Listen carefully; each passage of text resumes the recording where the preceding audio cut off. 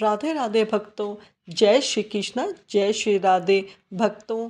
आज इस वीडियो में मैं पितरों की एक बहुत ही पावन पवित्र कहानी को सुनाऊंगी। एक बात याद रखो, जो अपने पितरों का ऋण चुका देते हैं वह हमेशा जीवन में खुश रहते हैं। पितृ दोष से हमारे जीवन में बहुत तरह की परेशानी आती है, इसलिए हमेशा कोशिश करो और अपने बड़े बुजुर्गों के साथ पितरों को प्रसन्न रखें।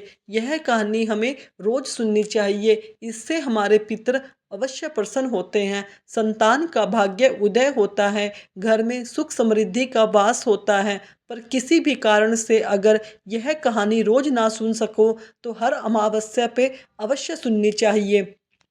यह कहानी शुरू होती है। प्राचीन समय में शिप्रा नदी के किनारे बसे तारणपुर गांव में मंगला नाम का एक गरीब किसान अपनी पत्नी के साथ रहता था। मंगला के पिता गांव के धनी थे, पर जब से वह गए थे मंगला के ऊपर ना जाने क्यों मुसीबतों का पहाड़ टूट पड़ा था। अब उसके पास थोड़ी सी ही जमीन बची थी, जिस पर वह खेती बाड़ी से अपना घर चलाता था। घर का गुजर बसर तो ऐसे तैसे चल रहा था, पर मंगला अपनी कोई संतान ना होने के कारण बहुत दुखी था। जब उसे कोई भी संतान का जन्म लेती तो जल्दी ही उसे अकाल मृत्यु को प्राप्त हो जाता। इस तरह मंगला के 6 बालक काल का ग्रास बन चुके थे। इस दुख के कारण मंगला और उसकी पत्नी हमेशा दुखी रहते थे। समय के साथ बढ़ती उम्र की चिंता भी उन्हें सताती थी। वो सोचा करते थे कि मरने के बाद हमारा अंतिम संस्कार करने वाला भी कोई नहीं होगा। उनके जीवन में सुख बिल्कुल नहीं था। समय के साथ उसकी परेशानियां बढ़ती जा रही थी। धीरे धीरे उनके पशु दूध कम देने लगे। कुछ पशु घर से भाग जाते थे। खेत की फसल भी सूखती जा रही थी। वो हमेशा सोचा करते, हमारे ऊपर इतनी परेशानियां क्यों रहती है, क्यों जीवन में इतनी दुख तकलीफ है। एक समय मंगला ने देखा कि उनके खेत के पास लगा पीपल का वृक्ष भी सूखा जा रहा है। वो बड़े हैरान थे, आखिर ऐसा क्या हो रहा है। बारिश भी अच्छी खासी हो रही है, फिर भी यह पीपल क्यों सूख रहा है। जीवन में जब परेशानियां आती हैं तब इंसान आगे पीछे को सोचता है, वरना बाकी समय तो वह यूं ही बस कलयुग में बसा हुआ अपने समय को व्यर्थ करता है। अब मंगला भी सोच रहा था कि ऐसा क्या करूं, क्या हो रहा है कि इन परेशानियों से मुझे छुटकारा मिल जाए। पहले ही जीवन में बच्चा ना होने से मंगला और उसकी पत्नी बहुत दुखी थी। पशुओं का मरना, फसल का ना उपजना और अब पीपल का वृक्ष भी सूखना उन्हें बहुत दुखी कर रहे थे। वो अपने दुखों संकटों से कैसे बचे, बस यही सोच रहे थे। एक दिन वो इसी सोच में डूबे उस पीपल वृक्ष के नीचे बैठे रो रहे थे। तभी उनके द्वार पर किसी महात्मा ने भिक्षा के लिए आवाज लगाई। मंगला की पत्नी ने महात्मा जी की आवाज सुनी और घर की तरफ गई। महात्मा जी को प्रणाम कर भिक्षा दी। महात्मा जी ने आशीर्वाद दिया, तुम्हारा कल्याण हो। अब यह सुनते ही मंगला की पत्नी ने महात्मा जी के चरण पकड़ लिए और अपने जीवन के सभी कष्टों को महात्मा जी को बताया। तब तक मंगला भी वहां आ गया था। महात्मा जी बोले, बेटा, तुमने वैशाख के पवित्र महीने में भिक्षा देकर एक संत को संतुष्ट किया है। तुम्हारे खुद के जीवन में बहुत कष्ट है, फिर भी तुमने बड़ा दिल रखते हुए तुम्हारे पास जो भी है वह मुझे दिया। वैशाख के महीने में की हुई तुम्हारी यह संत सेवा व्यर्थ नहीं जाएगी। अब तुम किसी प्रकार की चिंता मत करो। तुम्हारे खेत में लगा यह पीपल का वृक्ष ही तुम्हारे सब दुखों का नाश करेगा। मैं जो बताता हूँ उसे ध्यान से सुनो। अब रोज नियम से तुम इस पीपल के वृक्ष में थोड़ा कच्चा दूध तिल मिलाकर इस पीपल वृक्ष को सींचना। साथ ही रोज संध्या के समय वृक्ष के नीचे तेल का दीपक जलाना। यह दोनों काम रविवार को मत करना।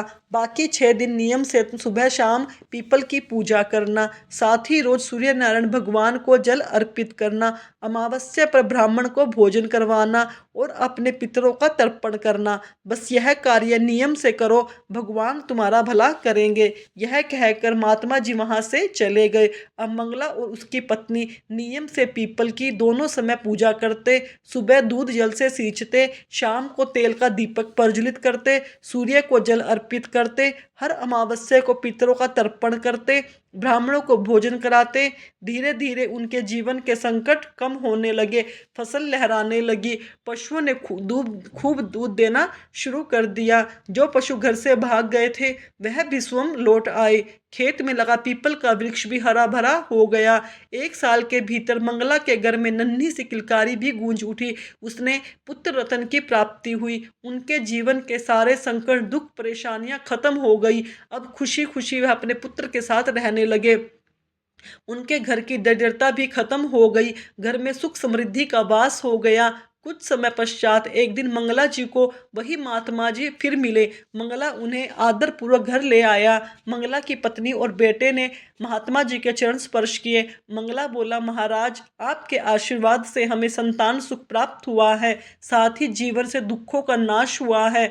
महात्मा जी बोले, बेटा, तुमने वैशाख के पवित्र महीने में संत को प्रसन्न किया था। उसका फल जो तुम्हें मिलना था यह तुम्हारे पितरों का आशीर्वाद है, जिसकी वजह से तुम्हारे जीवन में इतनी खुशहाली आई है।